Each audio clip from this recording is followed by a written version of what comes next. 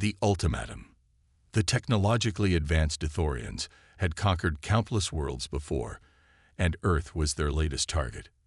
The reptilian Ithorian Emperor Solaris appeared on screens across the planet, giving an ultimatum. Surrender unconditionally in 24 hours or be annihilated. James Reyes, commander of the Earth Defense Force, EDF, and his fellow commanders, General Michael Thompson and Admiral David Nakamura, were tasked with achieving the impossible, defending Earth against a seemingly unstoppable threat. The Ithorians had never been defeated. Their technology and weapons were beyond anything humans had faced. But James would rather die than let these alien conquerors enslave his species. He would find a way to fight back, to make the Ithorians regret ever setting eyes on his blue and green world, even if it meant sacrificing everything. James Reyes marched into the emergency meeting room, his steps heavy with purpose. General Thompson and Admiral Nakamura flanked him on either side. Earth's world leaders sat around a large circular table, their faces etched with worry and fear. The room buzzed with nervous energy as James took his place at the head of the table. "Ladies and gentlemen," James began, his voice cutting through the chatter, "we have a decision to make. The Ithorians have given us an ultimatum. Surrender or face annihilation. I'm here to tell you that surrender is not an option." Murmurs of dissent rippled through the room. A middle-aged man in a suit stood up, his face red with anger. "And what do you propose we do, Commander Reyes? Fight them. We've seen what they can do. We don't stand a chance." James held up a hand, silencing the man. "I understand your concerns, but hear me out. The EDF has been working on something, a secret project that could give us the edge we need." He nodded to Admiral Nakamura, who stepped forward. "The Prometheus Project," Nakamura said, his voice steady. "A weapon capable of penetrating Ithorian shields. We've been developing it in secret, using technology recovered from previous alien encounters." General Thompson shifted uncomfortably in his seat. "But it's untested. We don't know if it will work." James locked eyes with the general. "It's our best shot. The Ithorians are known for their brutal subjugation of conquered worlds. If we surrender, we'll be signing our own death warrants." The room fell silent as the weight of James's words sank in. Admiral Nakamura spoke up again. "My brother, Dr. Isaac Nakamura, is leading a team of scientists to finalize the Prometheus Project and other key defense systems. We're running out of time, but I believe this is our best chance for survival." As the debate continued, James could feel the pressure mounting. The 24-hour deadline loomed over them like a dark cloud. He knew he had to convince these leaders to unite behind a common goal: resistance. The first strike. In the depths of space, Emperor Solaris sat on his throne, his reptilian eyes narrowed in impatience. "What is taking them so long?" he hissed to his second in command. The subordinate bowed his head. "They have not yet responded, my Emperor." Solaris slammed his fist on the armrest of his throne. "Prepare the fleet for a full-scale invasion. If they will not surrender, we will take what is ours by force." The Ithorian Armada, a massive collection of battleships, carriers, and assault craft, began to mobilize. Weapon systems hummed to life, their destructive power ready to be unleashed upon Earth. Back on Earth, James and his team worked tirelessly to prepare for the coming storm. Dr. Isaac Nakamura and his team of scientists raced against the clock to finalize the Prometheus Project, their brows furrowed in concentration as the countdown to the deadline ticked away. James stood before Earth's leaders once more. "We are the last line of defense," he said, his voice filled with conviction. "We must stand together, fight together, and show the Ithorians that we will not go quietly into the night. We will fight for our freedom, for our future. Who's with me?" The 24-hour deadline expired. Emperor Solaris hissed a single command: attack. Plasma missiles streaked from Ithorian ships, trailing smoke through the atmosphere. Energy beams lanced down from the heavens, searing through buildings and roads. Explosions blossomed across major cities worldwide. Skyscrapers toppled, highways collapsed into rubble, flames spread, and smoke choked the sky. Panic erupted in the streets. Crowds stampeded to find shelter from the onslaught. Screams of terror mixed with the thunder of orbital bombardment and the wail of emergency sirens. James Reyes burst into the EDF command center. Activate planetary defenses. Scramble all fighters. EDF pilots sprinted across the tarmac and vaulted into cockpits. Advanced fighter craft roared to life and rocketed into the embattled skies. Across the globe, hidden emplacements emerged from camouflaged bunkers, and mountains opened to reveal hangar bays. Railguns swiveled on their mounts, locking onto targets.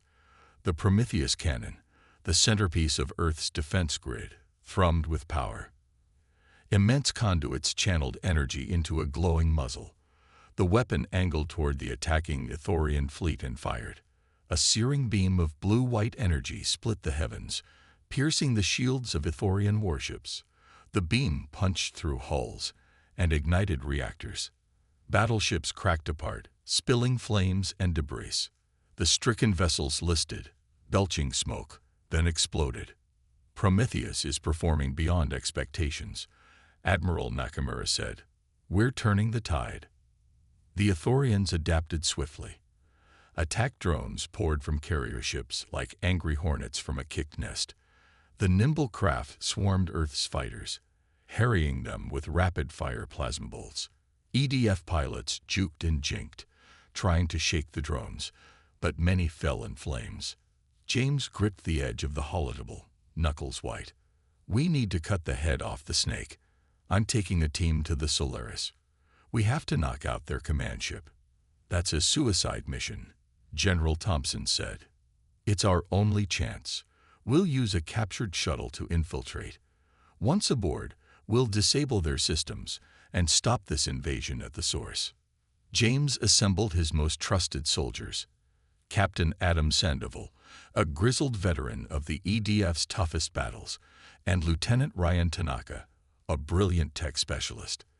They boarded the Ithorian shuttle and launched, rising through the battle-torn skies, maneuvering amid the chaos. James piloted the shuttle toward the looming bulk of the Solaris. The stealth systems held, and they slipped through the energy barrier shielding the flagship's hangar bay. We're in, James said over the comm. Commencing infiltration. The infiltration. The team emerged into the cavernous hangar, weapons ready. Alien klaxons blared as Ithorian soldiers poured in, firing plasma rifles. Blue bolts sizzled past James as he dove for cover behind a parked assault craft. Captain Sandoval and Lieutenant Tanaka laid down covering fire, felling several Ithorians. James rose and sprinted for the exit, his team close behind.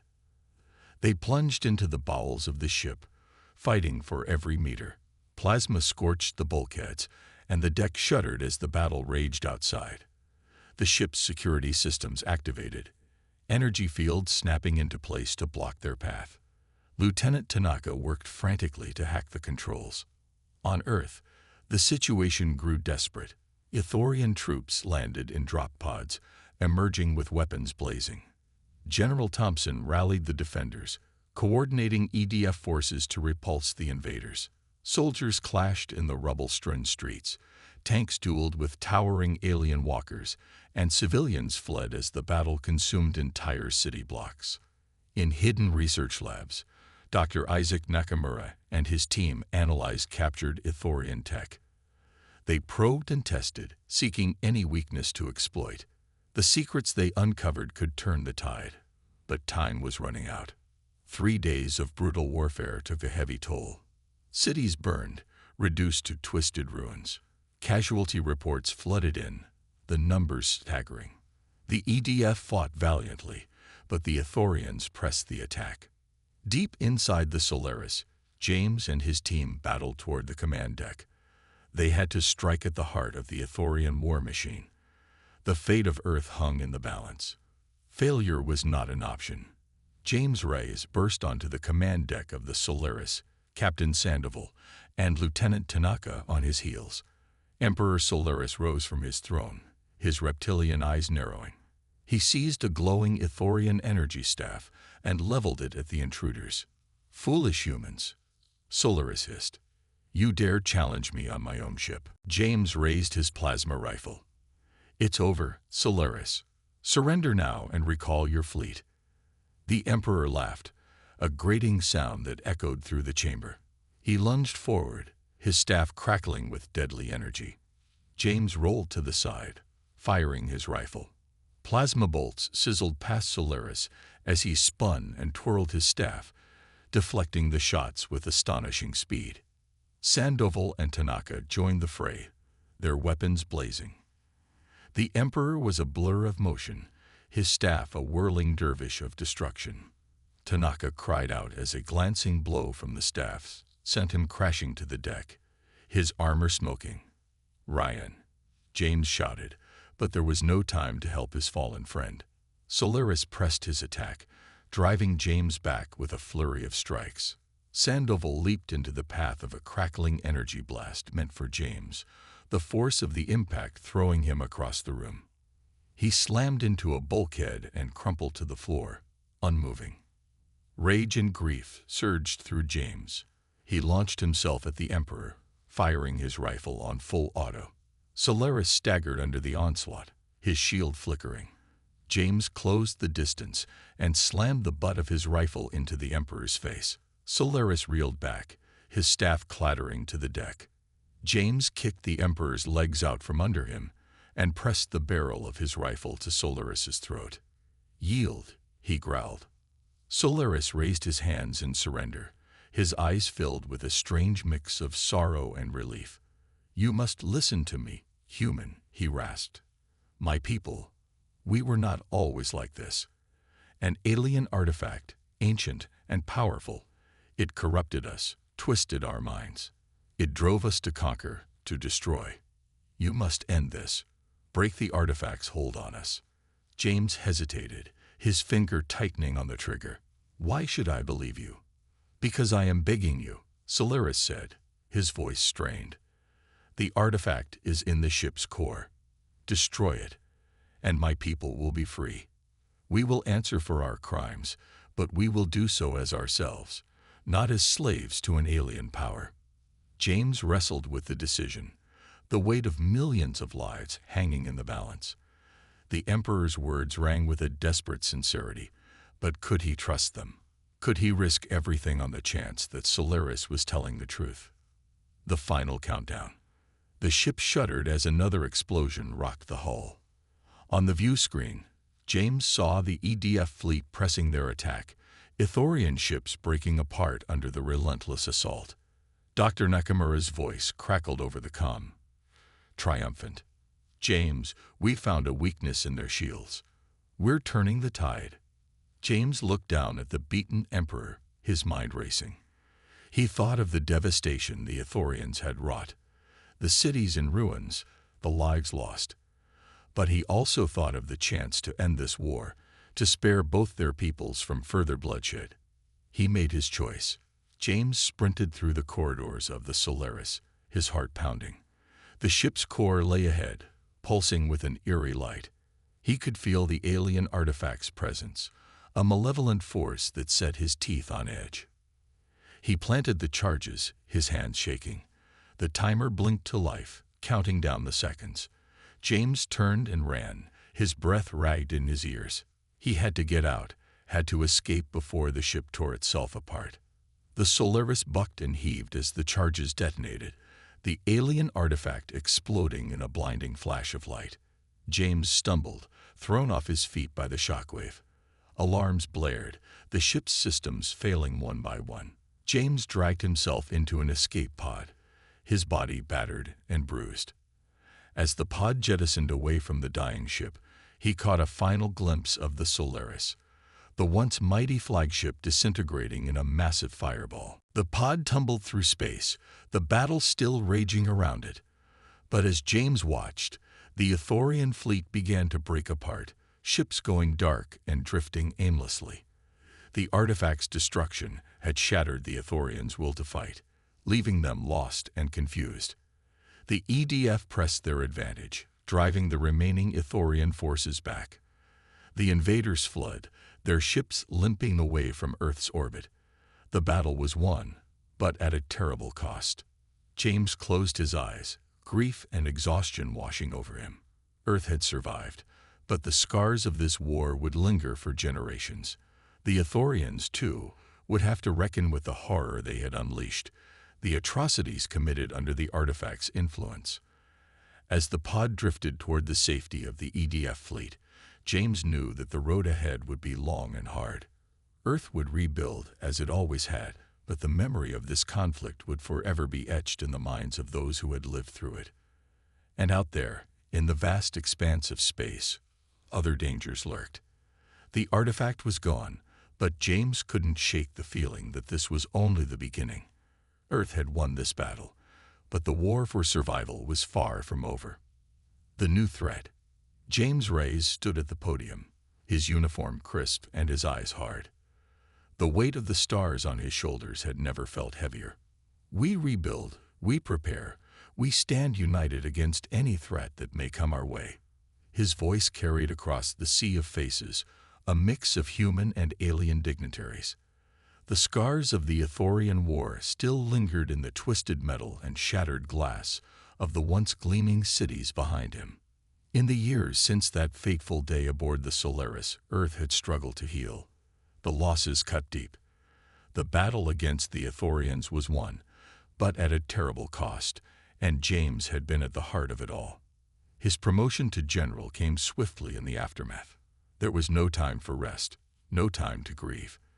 The EDF needed a leader, and James stepped up to the plate. But even as Earth licked its wounds, a new danger lurked on the horizon. The destruction of the alien artifact had sent shockwaves ripping through the galaxy, awakening something ancient and terrible. Reports flooded in from the far reaches of space.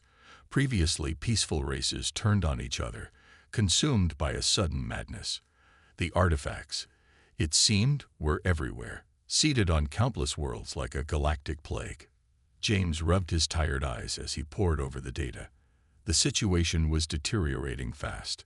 Earth's allies, once steadfast and true, now turned their guns on each other, and in the chaos, old enemies saw opportunity. The EDF found itself stretched thin, defending Earth and its colonies from a dozen different fronts. James and his team worked around the clock, strategizing and coordinating defenses, but it was never enough. "We can't keep this up forever, James." Captain Ryan Tanaka's voice was strained over the comlink. He was out there now, leading a fighter squadron against a particularly nasty incursion.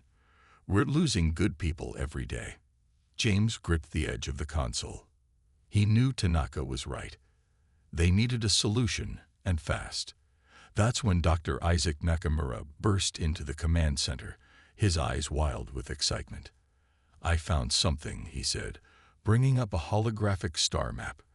"A pattern in the artifact activations. They're all linked, like a network. And I think I've located the central hub." James studied the map, hope and dread warring in his chest. The hub was deep in uncharted space, far beyond the reach of Earth's ships. But if they could get there, if they could find a way to shut down the artifacts. "It's a long shot," he said, meeting Nakamura's gaze, "but it might be our only chance." The final mission. Preparations for the mission were made in secret. James handpicked a small team, the best of the best. Tanaka was his right hand, as always. Together, they set out into the void, leaving Earth behind. The journey was long and perilous. They encountered strange new worlds, and even stranger creatures. Some offered aid, while others sought to hinder their progress. Each day brought new challenges, new dangers. But the greatest threat came from within. As they drew closer to the hub, Ames noticed a change in Nakamura. The scientist grew distant, obsessed with the artifacts. He spent hours locked away in his lab, talking to himself. Then, in the heart of a dying star system, they found the hub. A massive structure, ancient and alien, pulsing with an eerie light. James felt a sense of unease as they approached. like they were treading on forbidden ground. They docked with the hub and made their way inside, weapons at the ready. The halls were empty, the air thick with an unsettling silence. Suddenly, all hell broke loose. Alarms blared as defense systems came online, filling the corridors with searing light. James and his team fought their way deeper into the structure, but they were outmatched. Nakamura fell first, cut down by a blast of energy. James watched in horror as his friend crumpled to the ground, his body consumed by the same light that powered the artifacts. In that moment, James knew what he had to do. He ordered Tanaka and the others to fall back, to get to safety. Then, alone, he pushed forward toward the heart of the hub. What he found there shook him to his core. The artifacts were not of alien origin but human, the remnants of an ancient civilization that once ruled the stars. They had used the artifacts to control and subjugate, and it had led to their downfall. Now, James faced a choice. He could use the artifacts' power for Earth to make his people the undisputed rulers of the galaxy, or he could destroy them once and for all. In the end, there was no choice at all. James thought of the countless lives lost, of the cycle of violence and oppression that had brought them to this point. He thought of the future he wanted for Earth, for the galaxy. He raised his weapon and fired, again and again, until the hub was nothing but rubble and ash. The artifacts flickered and died, their power snuffed out like candles in the wind.